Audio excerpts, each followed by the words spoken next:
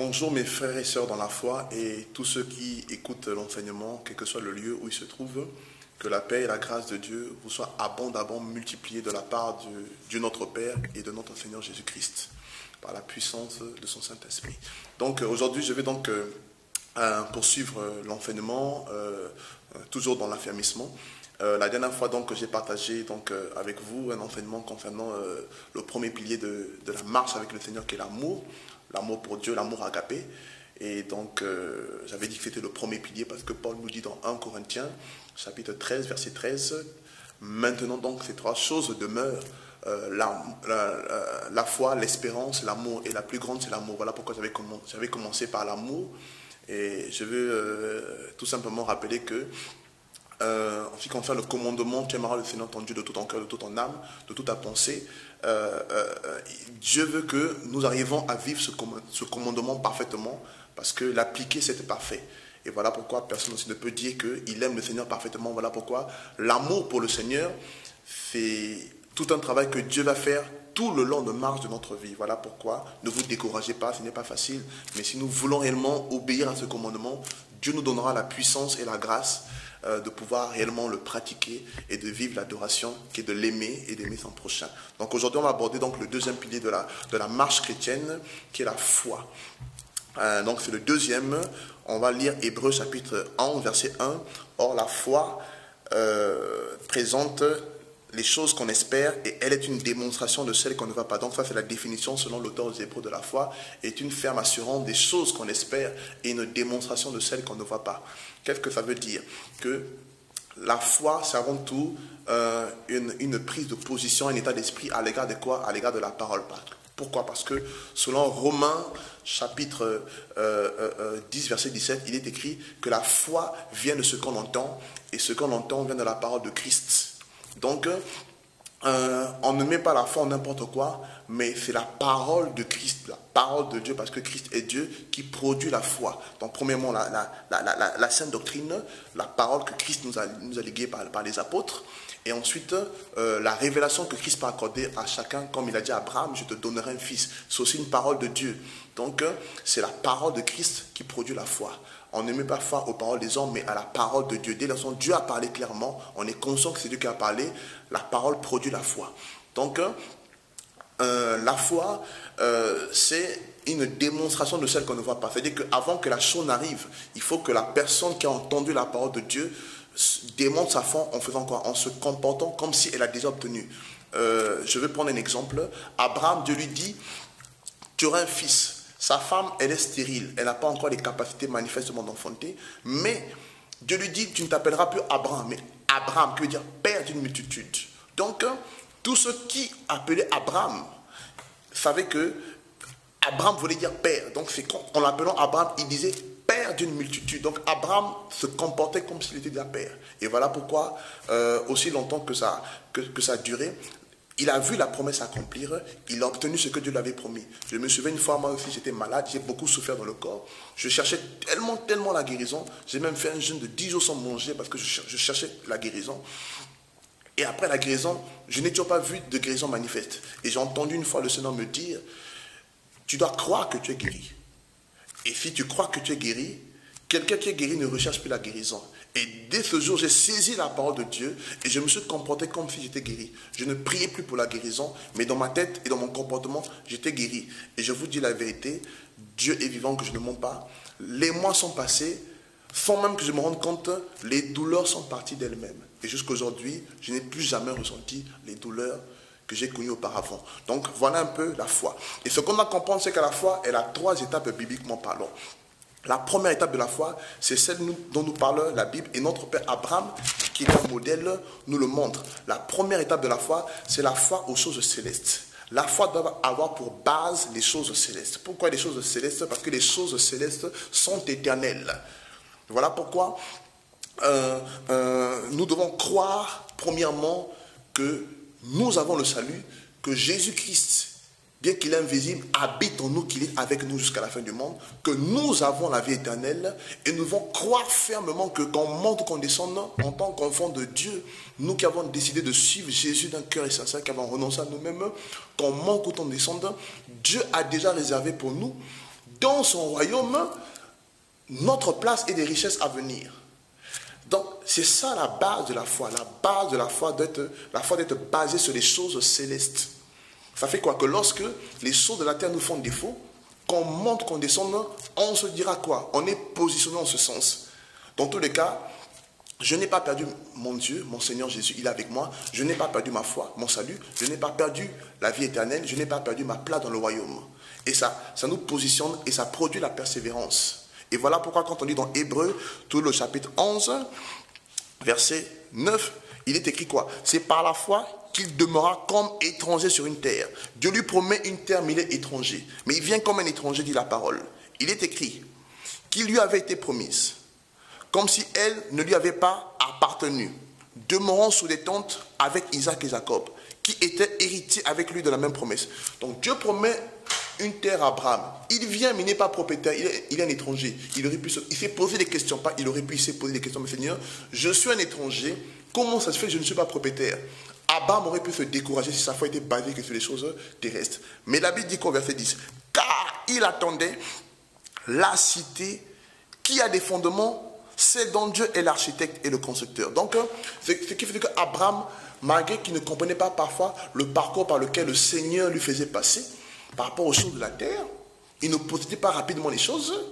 Il persévérait. Pourquoi? Parce que la foi d'Abraham, qui est le père de la foi, avait d'abord pour base les choses célestes. Et sa persévérance était que, dans tous les cas, les choses célestes, c'était sûr et certain qu'il les obtenait par la foi. Et qu'un jour, il les verrait manifestement. Et il persévérait. Donc voilà un peu la première étape de la foi. Si nous ne croyons pas que nous avons Jésus en tant qu'enfant de Dieu, que nous avons le salut, la vie éternelle, que nous avons déjà notre place dans le royaume à venir, quand Jésus viendra, il établira les nouveaux cieux, la nouvelle terre, la nouvelle Jérusalem. Ça veut dire quoi? Nous sommes encore esclaves de Satan. Nous sommes encore condamnés. On est encore dans les ténèbres. Alors, ce n'est pas la peine. Il faut qu'on puisse réellement se convertir et chercher le salut. Donc, vous voyez que la foi du chrétien, elle est basée d'abord sur les choses célestes. La deuxième étape de la foi, c'est celle qu'on va voir. Frères bien-aimés, nous sommes encore sur terre. Bien qu'on a Jésus, bien qu'on est sauvé, on a la vie éternelle, on a déjà notre place dans le royaume, mais frères, nous sommes encore sur terre. Et sur terre, il y a des réalités. Et Dieu sur terre nous fait des promesses. Comme Abraham. Abraham attendait la cité céleste, il est vrai. Mais sur terre, Dieu lui a fait des promesses. Dieu lui a dit, tu auras un fils. Donc sur terre, Dieu est le Dieu des promesses. Et sur terre, pendant que nous sommes sur terre, Dieu fait des promesses à chacun d'entre nous. Il fait des promesses à ses fils. Il fait des promesses à ses filles. Il fait des promesses à ses serviteurs, que nous sommes hommes et femmes. Car nous sommes tous enfants de Dieu, serviteurs, servantes du Christ. Et certains, ils peuvent promettre la guérison. D'autres, ils peuvent promettre un ministère. Mon fils, je vais t'utiliser demain, plus tard. Par toi, je vais opérer de grandes guérisons. Par toi, je vais toucher des villes entières. Je vais toucher des peuples. C'est des promesses que Dieu fait parfois à ses fils, à ses filles. D'autres, il peut promettre le salut d'une famille. Donc, Dieu fait des promesses sur terre. Mais nous savons une chose, c'est que Satan combat les promesses. Satan s'oppose aux promesses divines. Mais laissez-moi vous dire, la deuxième étape de la foi, c'est celle qui consiste, comme Abraham, d'emmener à l'existence, malgré les oppositions que Satan peut essayer de produire, malgré les situations qui peuvent être contraires à ce que Dieu a dit. Frère, il faut que la deuxième étape de la foi nous emmène à ce que Dieu emmène à l'accomplissement des promesses. Qu'on monte ou qu'on descende avant qu'on meure, ce que Dieu a réellement dit. Si c'est Dieu qui a parlé, nous devons croire qu'il va les accomplir. Regardez l'exemple de Sarah. Sarah avait toutes les raisons de ne pas y croire, comme dit la parole. Et pour démontrer qu'Abraham, bien qu'il croyait aux choses célestes, la barre de sa voix était basée sur la cité céleste. Mais Abraham, ayant reçu des promesses sur terre, il s'est dit, bien que je croie en la nouvelle Jérusalem, mais avant de mourir, il faut que je voie la promesse de Dieu s'accomplir. Abraham ne s'est pas découragé. Beaucoup de chrétiens, sous prétexte qu'ils savent qu'ils iront dans le royaume, ils iront dans la gloire, veulent se résigner par rapport aux promesses que Dieu leur a faites. Mais on oublie que les promesses de Dieu, lorsque Dieu les accomplit, ça permet à Dieu de manifester sa gloire. Parce que son nom soit glorifié et que ça témoigne de sa grandeur. Et ça donne de l'espoir à ceux qui vivent des combats par rapport à la guérison, par rapport aux doutes concernant le salut de leur famille. Quand ils entendent que j'ai prié, Dieu m'avait promis le salut de ma famille. Il y a eu des combats, il y a eu des oppositions, mais j'ai vu le réveil de ma famille. Quand un homme qui vit les mêmes espoirs entend un tel témoignage, mais ça lui donne de l'espoir et de croire, continuer à croire à ce Dieu vivant qui continue à sauver. Quelqu'un qui était malade, qui dit Dieu m'a promis la guérison, c'était dur, mais j'ai fini par voir la guérison. Mais ça, un témoignage ouvre le cœur à quelqu'un qui est malade. S'il entend, ça lui donne de l'espoir, de croire aussi en ce même Dieu. Le témoignage de Dieu est important. Et voilà pourquoi, quand nous lisons la Bible, dans le livre de Hébreux chapitre 11, verset 11, par la foi aussi Sarah reçut la force de concevoir un enfant. Et elle donna hors d'âge parce qu'elle crut, parce qu'elle fut persuadée que celui qui lui avait fait la promesse était fidèle. C'est pourquoi d'un seul homme qui déjà affaibli est née une multitude aussi nombreuse que les étoiles du ciel et que le sable du bord de la mer qui ne peut se compter. Abraham et Sarah, ils avaient toutes les raisons de se décourager pour dire, dans tous les cas, nous sommes vieux. Ménopause avancée. Humainement, c'est impossible de retrouver sa jeunesse. 99 ans, imaginez-vous un peu. Mettez-vous un peu à la place d'Abraham. Mais ils avaient toutes les raisons de se dire, dans tous les cas, même si je ne vois pas la promesse, je suis vieux, ma femme est vieille. Le plus important, c'est que je retrouve mon Dieu après la mort. Je retrouve la gloire, je retrouve le royaume, je retrouve la cité céleste, je retrouve la nouvelle Jérusalem. Il aurait pu se dire ça. Mais malgré le fait qu'il avait foi, qu'après son départ sur terre, il allait retrouver le Seigneur de gloire, il s'est dit, Dieu m'a dit avant de mourir, il faut que je voie la promesse. Dieu honorait sa foi. C'est pourquoi, comme il est écrit, un homme atteint par la mort de corps naquit une postérité nombreuse comme celle des étoiles de la terre. Vous voyez un peu comment parle le langage des hommes et de foi. Ils croient en la nouvelle Jérusalem. Ils croient en l'entrée dans la gloire. Mais ils se disent, avant de mourir, ce que Dieu m'a dit, je dois voir. Et Dieu honore de tels hommes et de telles femmes. Sarah, il lui a redonné sa jeunesse, elle a enfanté. On dit, malgré son âge avancé. Donc l'âge avancé était un obstacle. Il dit, malgré, elle fut rendue capable. Et la Bible précise, pas parce que Dieu a dit. Beaucoup pensent, comme Dieu a dit, il va faire. Non, Dieu a dit à condition que tu crois. Les promesses que Dieu nous fait sont conditionnelles. Seules les promesses concernant Jésus-Christ de Nazareth sont inconditionnelles. Ça veut dire quoi? Tout ce qui est écrit de Christ, comme promesses, vont s'accomplir. Dieu n'a pas besoin de ta foi, il va les accomplir. Dieu avait prophétisé que Christ allait venir, mourir à la croix, il accomplit. Qu'il allait ressusciter, il accomplit. Rentrer dans la gloire, il accomplit. Donc les prophéties selon lesquelles Jésus-Christ reviendra pour établir son royaume, juger les vivants et les morts, vont s'accomplir. Mais les prophéties concernant ta vie, Dieu a besoin de ta foi. Si tu doutes, Jacques le dit, qu'un tel homme qui doute ne s'imagine pas qu'il refera quelque chose de la part du Seigneur. C'est Jacques chapitre 1. Jacques chapitre 1, à partir du verset 3. Sachant que l'épreuve de votre foi produit la patience, mais il faut que la patience accomplisse parfaitement son œuvre, afin que vous soyez parfaits et accomplis, en sorte qu'il ne vous manque rien. Et si quelqu'un de vous manque de sagesse, qu'il la demande à Dieu, qu'il la donne en toute libéralité et sans reproche, et elle lui sera donnée. Mais si quelqu'un la demande avec foi, ne doute point nullement, car celui qui doute est semblable au flot de la mer, agité et poussé ça et là par le vent. Donc vous voyez qu'il précise qu'un tel homme ne s'imagine pas qu'il recevra quelque chose du Seigneur. Donc le doute empêche Dieu de t'accorder ce qu'il a promis. Donc voilà un peu la deuxième étape de la foi. Première étape, on va récapituler, c'est croire que Jésus-Christ, que nous avons Jésus, donc des choses, une fois basées sur les choses célestes, croire que nous avons Jésus avec nous, le salut, la vie éternelle et notre place dans le royaume, ce qui nous permet d'avancer quand les choses de la terre nous font défaut. On est consolé parce qu'on se dit qu'on n'a pas perdu Jésus, on n'a pas perdu la vie éternelle, on n'a pas perdu le salut.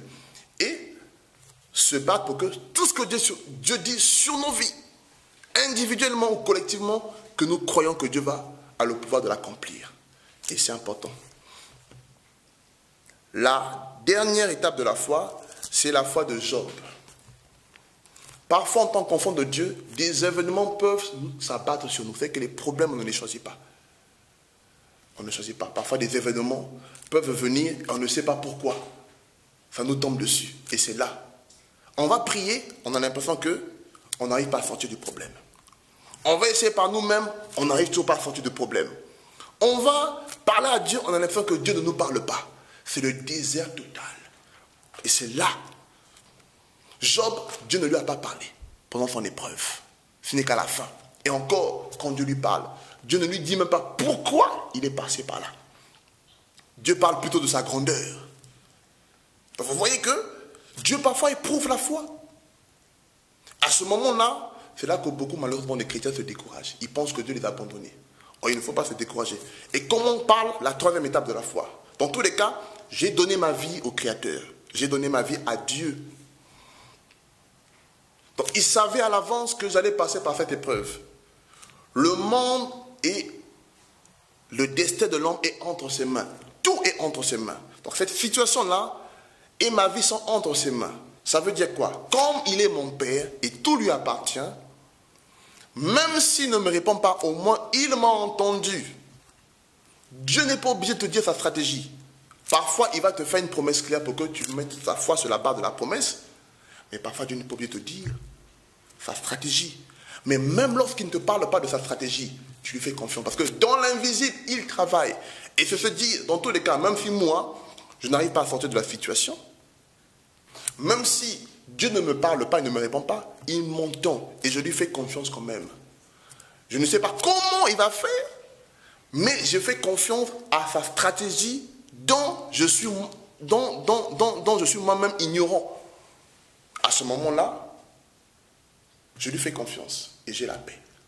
Même si la situation elle est là, je la domine en moi-même parce que je sais que qu'on monte ou qu'on descende, cette situation, parce que je suis son fils, je suis sa fille, elle va tourner, je ne sais pas comment, mais à mon avantage, pour la gloire de son nom. Donc j'ai l'assurance qu'on monte, qu'on descende, je ne sais pas comment, et quand aussi longtemps que ça durera, peut-être bientôt, cette situation qui me fait souffrir, elle va tourner à mon avantage. Je ne sais pas à quel avantage, mais je sais qu'il y a un avantage pour la gloire de son nom. Comme David pouvait dire, je préfère tomber entre tes mains parce que je sais que ta colère se termine toujours par une faveur. Quelle faveur, je ne sais pas, mais il y a l'assurance qu'il y a une faveur qui arrive.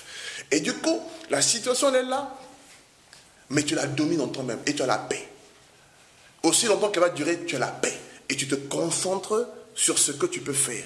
Et c'est comme ça que tôt ou tard, tu finis par voir comment la victoire vient. Et voilà pourquoi Job a pu dire, je sais, je ne sais pas comment, mais mon Rédempteur se lèvera le dernier. Et la foi de Job ne l'a pas trahi. Son Rédempteur s'est levé le dernier. Et on voit la fin que Dieu lui a accordée. Donc vraiment, mes frères, vous qui avez entendu l'enseignement, voilà la foi dont parle la Bible. La foi de la parole. Qui a d'abord pour base Jésus-Christ. Les choses célestes éternelles. Et ensuite, comme nous sommes sur terre, elle est basée aussi en Dieu sur des réalités terrestres, qui est notre parcours, notamment les promesses, on doit y croire quand Dieu les fait.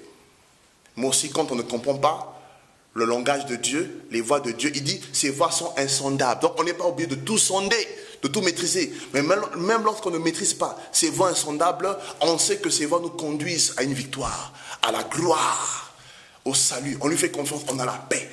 Et on se laisse diriger par le Seigneur dans ces voies insondables, frères. Et la fin nous révèle le dessein et la victoire du Dieu suprême.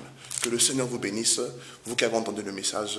Je vais prier. Seigneur, je te bénis pour ceux qui ont écouté le message. Que ta parole transforme encore leur vie, augmente la puissance de leur vie de foi. Et que vraiment tu puisses encore affermir leur foi.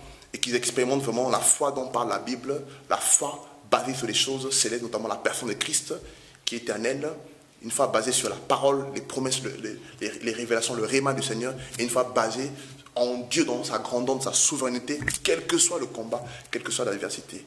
Merci. Que Dieu vous bénisse.